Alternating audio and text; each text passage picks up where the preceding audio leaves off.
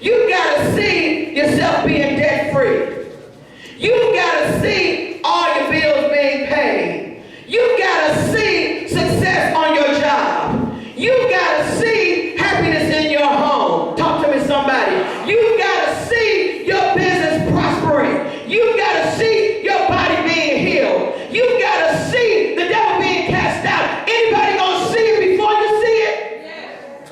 Think about when Jesus was raised from the dead, and the disciples saw him, and they were amazed that he had come back, but Thomas didn't see him.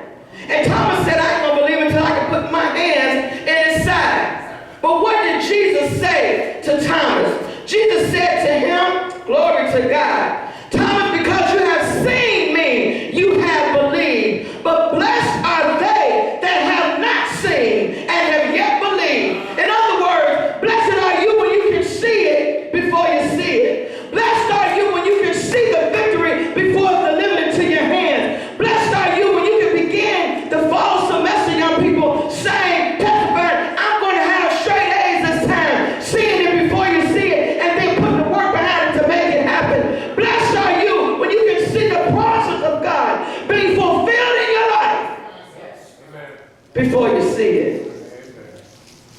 How do I see it before I see it?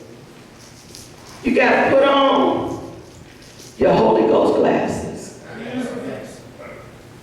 Anybody got some Holy Ghost glasses in here? And I'm almost done. You got to put on your Holy Ghost glasses. And I left my glasses out there, and I wish I had them up here as a prop. Elder Gaston, he likes drama, he likes props.